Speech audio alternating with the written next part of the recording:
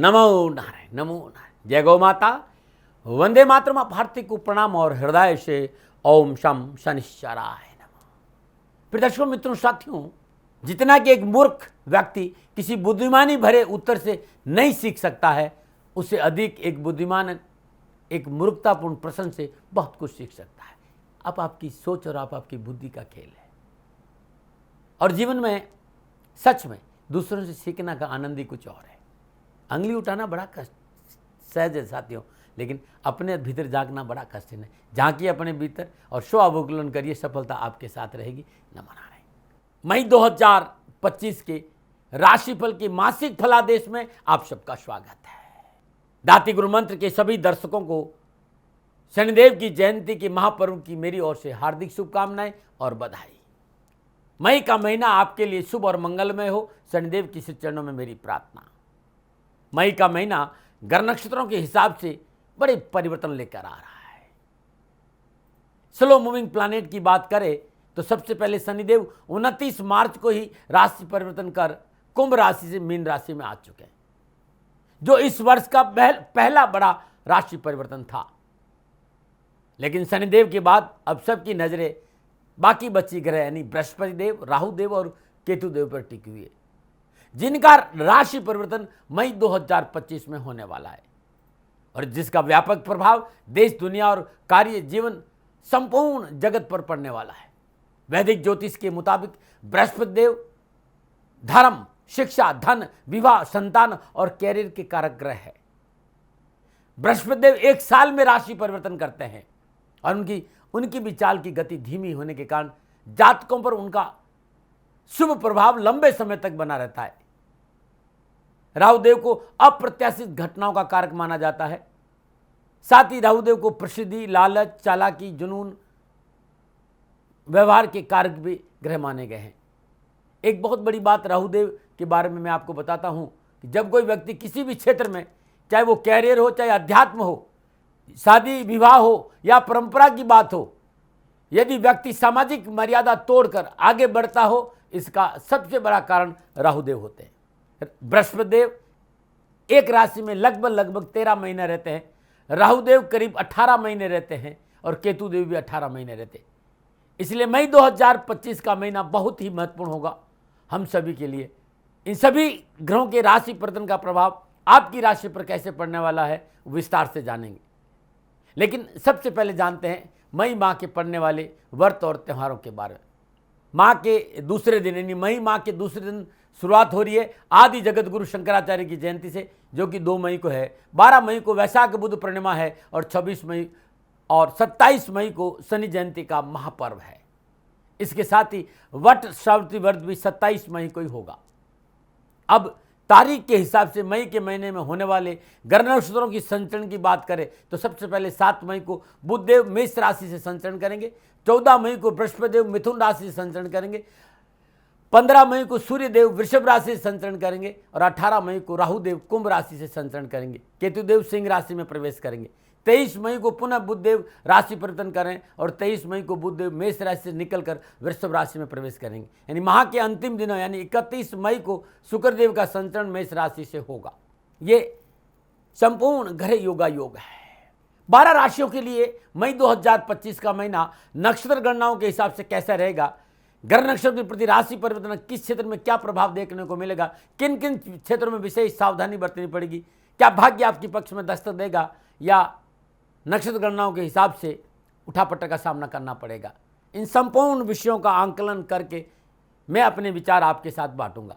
साथ ही कामकाज, कारोबार, नौकरी, व्यवसाय, समाज, परिवार, शिक्षा और स्वास्थ्य के हिसाब से कैसा रहेगा ये महीना आपके लिए विस्तार से चर्चा करूंगा। शनिदेव की जयंती है, महापर्व है और क्या ऐसा उपाय करें कि शनिदेव की कृपा हमारे पे बसे। ऐसे उपाय भी बताऊंगा जिससे आपकी दशा और दृष्टि दोनों ही बदले। सुख, समृद्धि, ज्ञान, भक्ति, निष्ठा, मेहनत, कर्तव्य प्रणालिता और नैतिकता की ओर एक ऐसी अविरल धारा जो आपको बुराई से अच्छाई की तरफ लेके जाए, मैं शनिदेव के अद्भुत उपाय भी आपको बताऊंगा। मई आपके लिए कैसा रहेगा, अपने अनुभव के साथ मैं आपके साथ रहूंगा और मैं आपसे बताना चाहता हूं और मैं हमेशा एक बात कहता हूं, ये जो राशिफल है ना वो आपके चंद्र राशि पर आधारित है, आपके नाम राशि पर आधारित। लेकिन मैंने कोशिश करी है कि आप अपनी लगन कुंडली के हिसाब से भी इस राशिफल को देखते हैं, यानी 12 के 12 राशियों में से जो भी आपकी राशि हो उस राशि के हिसाब से ये और लगन के हिसाब से भी ये राशिफल आपके लिए सटीक रहेगा। यदि आपका लगन उस राशि का है तो भी ये राशिफल आपको सटीक लगेगा, लेकिन मेरे हिसाब से चंद्र राशि के हिसाब से यदि राशिफल देखेंगे तो आपके लिए राशिफल अच्छा रहेगा। पुनः निवेदन, राशिफल पुरुषों के लिए भी है, महिलाओं के लिए भी है, बुजुर्गों के लिए भी है और बच्चों के लिए भी है, और ये राशिफल सबके लिए है। हाँ, ये जनरल प्रेडिक्शन है कि मई का महीना आपके लिए कैसा रहेगा। यदि आप ये जानना चाहते हैं कि हमारा व्यक्तिगत महीना मई का कैसा रहेगा तो नीचे नंबर आ रहे, इन नंबरों पर संपर्क करके आप मेरे से बात कर सकते हैं। नंबर आ रहे। अब मैं राशि चक्र और भव चक्र की दूसरी राशि यानी वृषभ राशि वालों के लिए मई 2025 का महीना नक्षत्र गणनाओं के आधार पर राशिफल का क्या संकेत दे रहा है। राशिफल की चर्चा करूं उससे पहले वृषभ राशि के व्यक्तित्व के बारे में कुछ 2-4 बातें मेरे अनुभव की। वृषभ राशि की राशि अधिपति शुक्रदेव है और काल पुरुष के अनुसार 12 राशियों में दूसरी राशि है। वृषभ राशि भूमि तत्व प्रधान राशि है, स्थिर स्वभाव की राशि है। काल पुरुष की कुंडली में दूसरे भाव में पड़ती है, जिसके कारण इन्हें धन और सुख की राशि भी कहा जाता है। इस राशि से प्रभावित जातक सांसारिक कार्यों में दक्ष होते हैं और काफी ऊर्जावान रहते हैं। इन्हें काम करना अच्छा लगता है और बखूबी अपने कामों को पूरा भी करते हैं और कार्य को स्थिरता से करते हैं, ऐसा मैंने देखा है। शुक्र से प्रभावित होने का सौंदर्य इसमें भरा रहता है इनके अंदर, लेकिन विलासिता भी रहती है। खान पीन के शौकीन होते हैं, शांत स्वभाव के उधर भरोसेमंद साथी होते हैं। हाँ, लेकिन कभी भी ये भी देखा गया कि कई बार इन्हें आलस निष्क्रियता घेर लेती है और इससे इनको बचना चाहिए। नमन, ये था उनके व्यक्तित्व के बारे में मेरा अनुभव। अब मई 2025 का महीना क्या राशिफल का संकेत दे रहा है। राशिफल का आधार मेरे पास ग्रह गोचर है। तो बात करते हैं कि मई के माह में वृषभ राशि वालों के लिए ग्रह गोचर किस प्रकार की स्थिति बना रहे हैं, उसे थोड़ा समझने का प्रयास करते हैं। वृषभ राशि वालों के लिए राशि अधिपति शुक्रदेव, द्वितीय और पंचमेश बुधदेव, नवमेश और दसवें शनिदेव और राहुदेव मीन राशि में एकादश भाव में संचरण करेंगे। 7 मई को बुधदेव मेष राशि 12वें भाव में संचरण करेंगे और 18 मई को राहुदेव कुंभ राशि 10वें भाव में संचरण करेंगे। 23 मई को पुनः बुधदेव वृषभ राशि लगन भाव में संचरण करेंगे। 31 मई को शुक्रदेव मेष राशि 12वें भाव में संचरण करेंगे। बात करते हैं सूर्यदेव की, तो मई के आरंभ में सूर्यदेव अपनी उच्च राशि मेष से 12वें भाव में संचरण करेंगे और 15 मई को सूर्यदेव लगन भाव वृषभ राशि में आ जाएंगे। मंगलदेव महापर्यंत अपनी नीच राशि कर्क से 3रे भाव में संचरण करेंगे और बृहस्पतिदेव माह के प्रारंभ में वृषभ राशि लगन भाव और 14 मई को बृहस्पतिदेव मिथुन राशि 2रे भाव से संचरण करेंगे। मई के आरंभ में केतुदेव कन्या राशि 5वें भाव में संचरण करेंगे और 18 मई को केतुदेव सिंह राशि 4th भाव में संचरण करेंगे। यह है ग्रह का संचरण वृषभ राशि वालों के लिए मई के महीने में। और जब इन ग्रहों को मैं मोटा मोटा देखूं, जो संचरण है इसको मोटा मोटा देखूं, तो वृषभ राशि के भाई बहनों के लिए मई का महीना कामकाज, कारोबार, नौकरी, आर्थिक दृष्टिकोण, सामाजिक पारिवारिक दृष्टिकोण, स्वास्थ्य के लिहाज से मिला जुला रहेगा। लेकिन चुनौती पर विजय मिलने से कुछ राहत भी एहसास होगी। चैलेंजेज है लेकिन अपॉर्चुनिटी भी मिलेगी। युवा और विद्यार्थियों के लिए कामकाज, कारोबार, नौकरी, शिक्षा के दृष्टिकोण से थोड़ी सी मेहनत करनी पड़ेगी, परंतु उस शिक्षा में अध्ययनरत विद्यार्थियों को अच्छी सफलता प्राप्त होगी। युवाओं को कामकाज को लेकर मेहनत और परिश्रम का पूर्ण फल मिलेगा। भाग्य आपकी पक्ष में आर्थिक दृष्टिकोण से करवट ले रहा है। धन संबंधी मसले हल होंगे। कड़ी मेहनत, कठिन परिश्रम का लाभ मन को प्रसन्न करेगा। मई के माह में आर्थिक पक्ष सुदृढ़ होगा और धन प्राप्ति होगी और धन प्राप्ति के साथ साथ सुदृढ़ता भी आएगी। व्यवसाय में अच्छे परिणाम भी आपको प्राप्त होंगे, लेकिन लोगों से व्यवहार संभल कर करेंगे तो अच्छा रहेगा। वाणी मीठी हो, मधुर हो, इस बात का ध्यान रखें। कार्य क्षेत्र में लोगों का समर्थन पाने के लिए आपको थोड़ा सा झुक कर चलना पड़ेगा, अन्यथा मनोनुकूल परिणाम प्राप्त करने में थोड़ी सी दिक्कत महसूस होगी। पारिवारिक दृष्टिकोण से सावधानी का संकेत नजर आ रहा है। पारिवारिक जीवन को लेकर अनावश्यक परेशानियों का सामना करना पड़ सकता है। इस महीने आप आराम से रह सके, इसके लिए आपको खर्चों पर काबू करना पड़ेगा। बोल अमोलक बोल, हिये में तोल पीछे बोल, यानी शब्दों का बहुत बड़ा मोल होता है। अपने शब्दों को का चयन शालीनता से करेंगे तो महीना आपके लिए अच्छा बीतेगा। हाँ, चिकित्सा को लेकर, स्वास्थ्य को लेकर लापरवाही नहीं करेंगे तो अच्छा रहेगा। ये था मोटा मोटा वृषभ राशि वालों के लिए मई महीने का ग्रहों के संचरण का संकेत। लेकिन जब ये ग्रह मई के महीने में आपस में योगायोग, दृष्टि संबंध और युति संबंध स्थापित करेंगे, तब वृषभ राशि वालों के मई के माह में कामकाज, कारोबार, नौकरी, व्यवसाय, समाज, स्वास्थ्य, धन और शिक्षा के हिसाब से क्या संकेत मिल रहा है, अब मैं विस्तार से बात करूंगा। और सबसे पहले बात करूंगा राष्ट्र के युवा और विद्यार्थियों के लिए। वृषभ राशि के युवा और विद्यार्थियों के लिए मई का महीना कामकाज, कारोबार, नौकरी और कैरियर के दृष्टिकोण, शिक्षा के दृष्टिकोण से परिश्रम का संकेत दे। कुछ भी मिलेगा, परिश्रम मिलेगा, थाली में परोस के नहीं मिलेगा। लेकिन कला के क्षेत्र में अध्ययनरत विद्यार्थियों के लिए अच्छी सफलता का संकेत नजर, युवाओं के लिए इस माह बेहतर परिणामों का संकेत नजर आ रहा है। पंचम भाव कन्या राशि में केतुदेव की उपस्थिति 18 मई तक बनी रहेगी। उसके बाद केतुदेव चतुर्थ भाव सिंह राशि से संचरण करेंगे। माह पर्यंत षष्ठेश शुक्रदेव अपनी उच्च राशि मीन से लाभ भाव से संचरण करेंगे। भाग्येश्वर कर्मेश शनिदेव भी लाभ भाव में विराजमान रहेंगे। प्राथमिक शिक्षा प्राप्त करने वाले विद्यार्थियों को शिक्षा पर अधिक ध्यान देने की आवश्यकता रहेगी, जबकि उच्च शिक्षा प्राप्त करने विद्यार्थियों के लिए शिक्षा के प्रति जागरूकता बनी रहेगी और सफलता उनके साथ रहेगी। जो युवा प्रतियोगी परीक्षा की तैयारी कर रहे हैं या नौकरी की तैयारी करें या जॉब की तलाश करें, उनके लिए खुशियों का संकेत नजर आ रहा है, उनके लिए सफलता का संकेत नजर आ रहा है।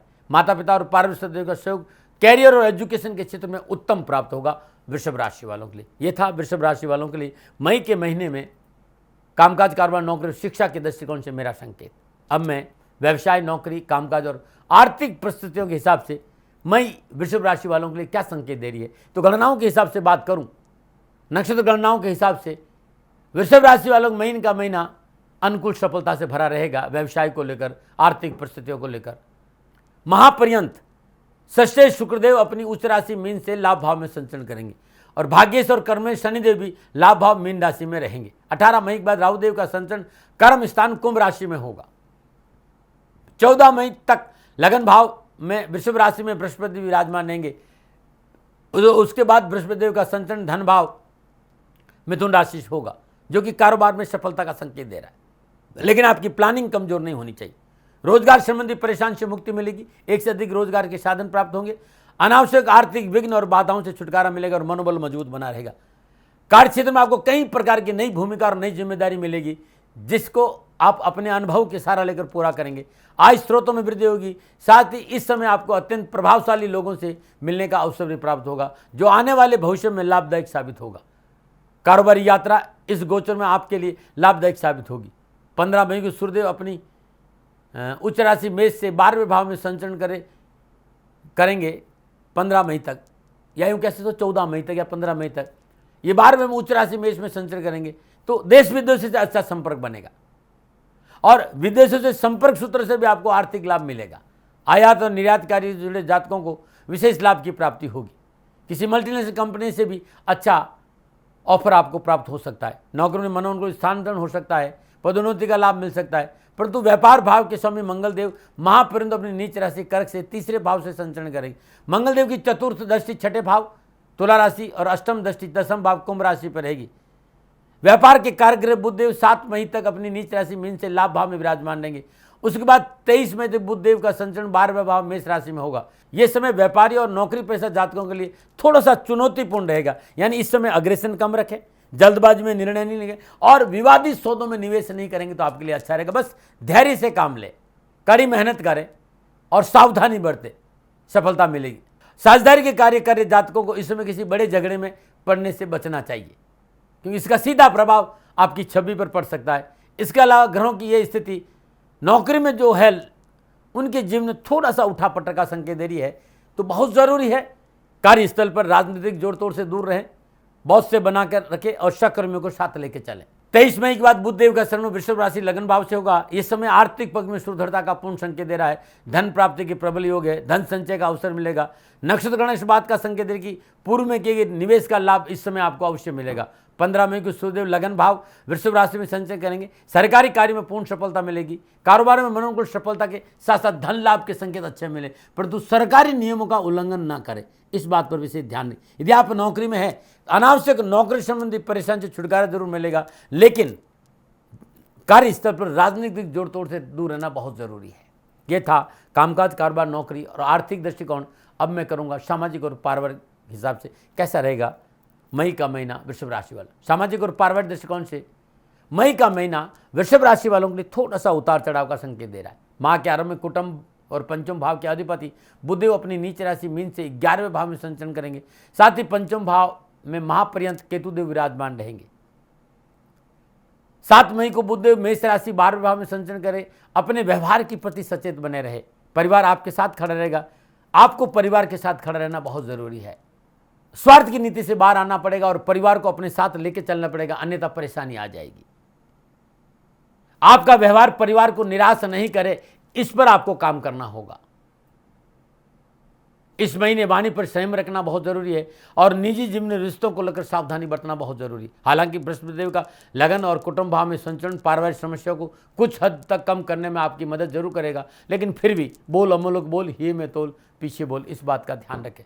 23 मई को बुधदेव का संचरण लगन भाव वृषभ राशि से होगा। यह समय पारिवारिक लिहाज से अच्छा रहेगा। पारिवारिक उठापटक को कंट्रोल करने में आप सक्षम रहेंगे, परंतु अपनों पर अनावश्यक रूप से दबाव और विचारों का लादना पारिवारिक सदस्यों के साथ दूरी की वजह बन सकता है। अपने विचार अपने पारिवारिक सदस्यों लादेंगे तो परिवार आपसे दूर रहेगा, इस बात का ध्यान रखिएगा। सप्तम भाव में भाव के अधिपति मंगलदेव महापर अपनी नीच राशि कर्क से तीसरे भाव में संचरण करेंगे। व्हाट्सएप, सोशल मीडिया, इंस्टाग्राम आपकी गले की हड्डी बन सकता है, इसलिए कोई भी पोस्ट सावधानीपूर्वक करिएगा। साथ ही पारिवारिक जीवन में अनावश्यक उठापट का सामना भी करना पड़ता है। इस महीने कानूनी मसलों को लेकर लापरवाही नहीं बरते।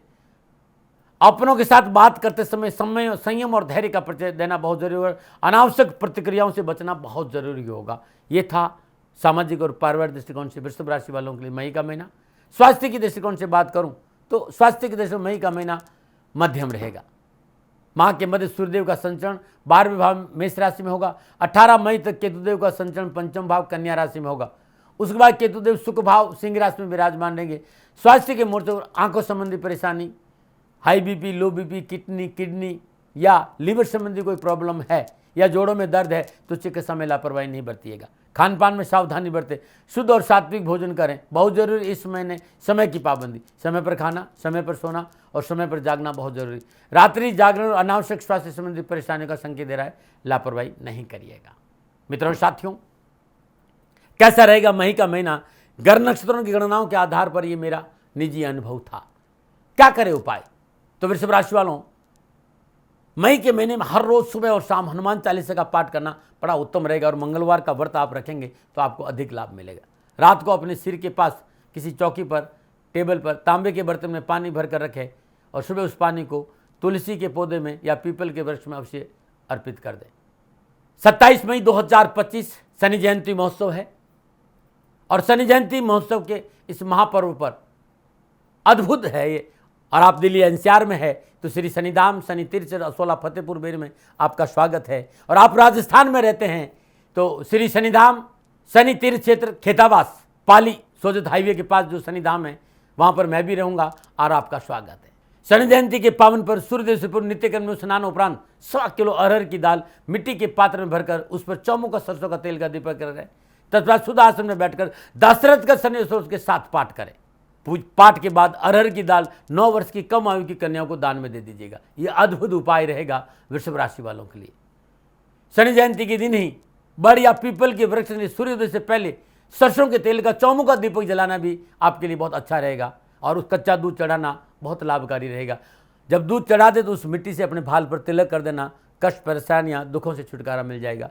नमन। प्रदर्शकों मित्रों साथियों, वृषभ राशि वालों के लिए मई के महीने में ग्रह नक्षत्र गणनाओं के हिसाब से क्या राशिफल का संकेत है, ये विचार मैंने आपके सामने रखते हैं। ये मेरी निजी विचार है, न भय, न भ्रम, न भ्रांति, न विवाद, न तर्क। सेकंड ओपिनियन का अधिकार आपका था, आपका है, आप ही का रहेगा। मानो न मानो आपकी मर्जी। हाँ, आंकलन मेरा था और मेरे से कोई भूल हो गई हो तो दोनों हाथ जोड़कर क्षमा मांगता हूँ। आप सुखी रहे, आप स्वस्थ रहे, समृद्धिशील रहें, शनिदेव के चरणों में मेरी प्रार्थना। नमन। प्रदर्शकों मित्रों साथियों, पूरा राष्ट्र ये जानता है कि मेरा जीवन गौ माता और बेटियों के लिए है। यत्र नारीस्तु पूजन्ते रमन्ते तत्र देवता। ठीक किसी तरह मेरा जीवन गौ माता की शरणागत है, उनके चरणों में है। पूरा राष्ट्र और राजस्थान का हर व्यक्ति जानता है कि दाती महाराज गायों से बहुत प्यार करते हैं, बेटियों से बहुत प्यार करते हैं। पिछले 35-36 सालों में सैकड़ों हजारों बेटियों के लिए मैंने अपना जीवन दिया है और मैं ये कह सकता हूं कि गौ माता और बेटियों के लिए मेरा संपूर्ण जीवन निछावर है। और ये मेरे जीवन का उद्देश्य था, क्योंकि मेरे लिए राष्ट्र कोई बड़ा है, न राष्ट्र से बड़ा कोई हो सकता न संभावना है।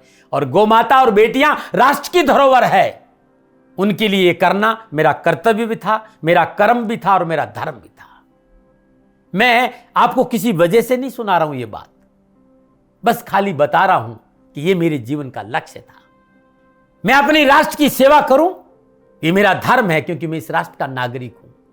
पिछले 30-35 सालों से मैं बेटी बचाओ, गौ सेवा में अपना संपूर्ण जीवन राष्ट्र के साथ लगाया। समय बड़ा बलवान है, समय बलवान होता साथियों। वर्तमान परिस्थितियां आर्थिक दृष्टिकोण से मेरी अनुकूल नहीं है, यह मैं संकेत आपको कई बार दे चुका हूं। धन नहीं मांग रहा हूं, मैंने आज तक राष्ट्र से कभी नहीं कहा कि मुझे धन दो, मुझे पैसे नहीं चाहिए। ना मैंने पहले कभी पैसे मांगे थे और ना मैं अभी पैसे मांग रहा हूं। और ये मेरा अहंकार नहीं है, बात बताना चाहता हूं, मैं अहंकार से ये नहीं बोल रहा हूं, क्योंकि मैं धन को लेकर कभी आपके सामने नहीं आया। ये मेरा निवेदन है।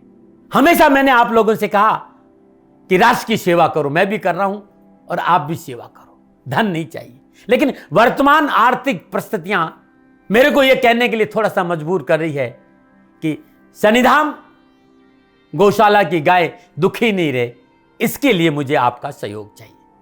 और सहयोग तब चाहिए जब मैं आपके लिए कुछ करूंगा, मैं आपके साथ खड़ा रहूंगा, आपकी समस्याओं के समाधान के लिए, चाहे वो पूजा पाठ हो, चाहे ज्योतिष हो, चाहे ध्यान हो, चाहे योग हो, किसी भी रूप में आपको मेरे से सहयोग चाहिए। आप सभी अपनी अपनी जन्म कुंडली देखना चाहते हैं, आप चाहते हैं कि मैं आपकी जन्म कुंडली देखकर आपको कुछ समाधान दूं, और आप सबको कुछ न कुछ जानकारी चाहिए। मैं आपके साथ खड़ा हूं, पूरे साल खड़ा रहूंगा, और जब तक जीऊंगा तब तक राष्ट्र के साथ खड़ा रहूंगा। नीचे नंबर आ रहा है, इन नंबरों पर संपर्क करिए और मेरे से बात करिए, लेकिन इसकी एवज में गायों के लिए चारे की व्यवस्था करिए।